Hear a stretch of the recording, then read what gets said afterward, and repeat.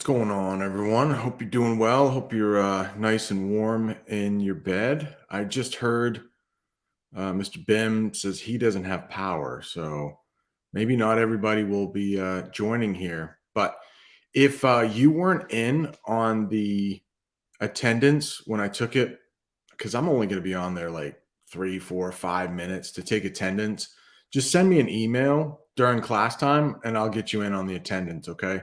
I'll probably put attendance in like towards the end of class. So today we're just going to run through the story once. It's called Soda's a Problem, but.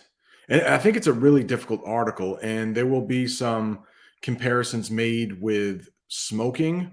So the author is going to make the argument that, like, even smoking doesn't have as many restrictions as soda would if this law passes.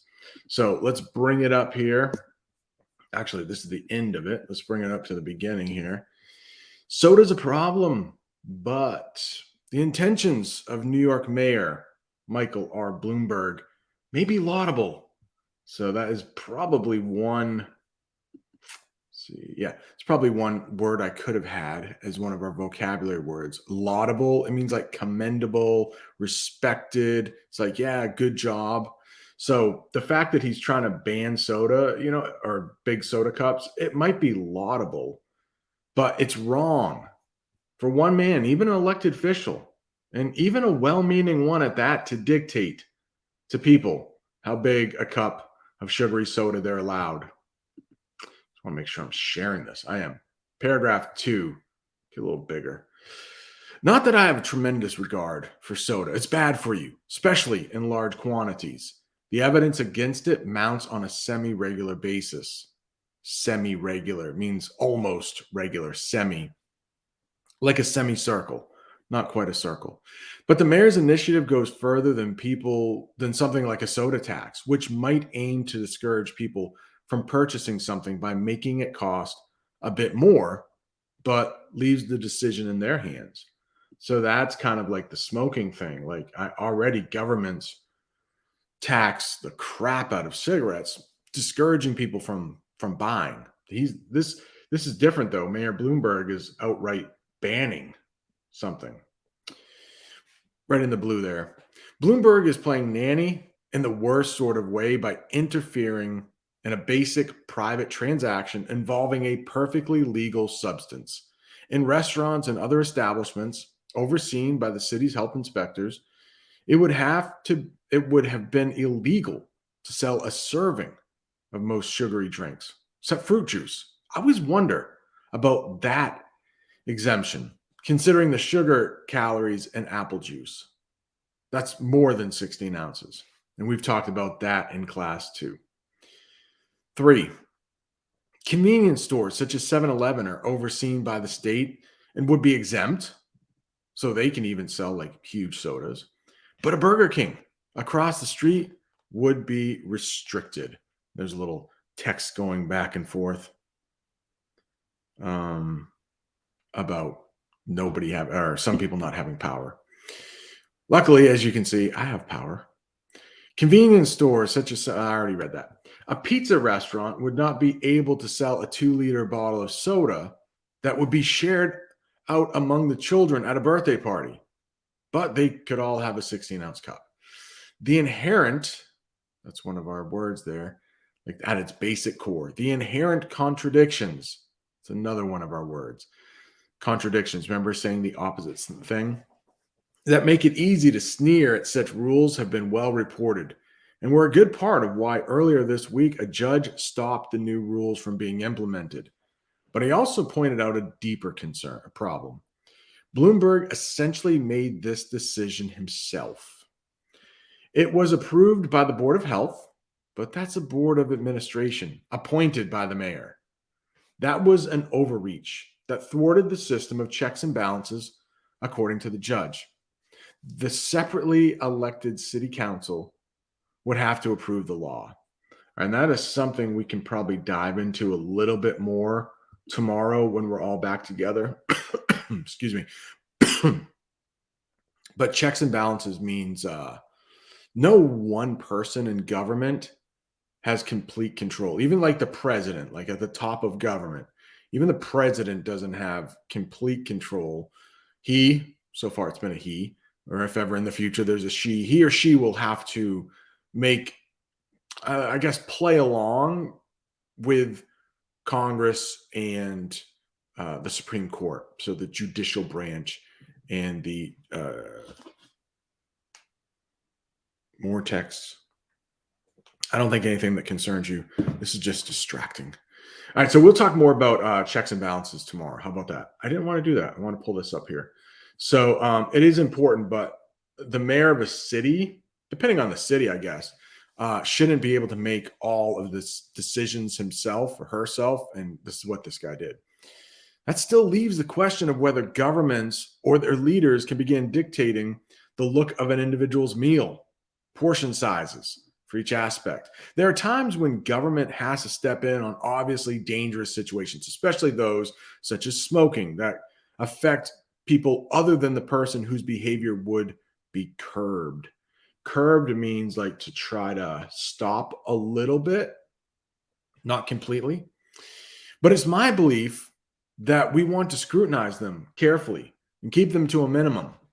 For that matter, it's not as though the mayor is moving to limit sales of tobacco to 2 cigarettes per transaction. So again, they're saying like tobacco is getting more free reign than soda. Not that government has to aid and abet the situation. Aid and abet.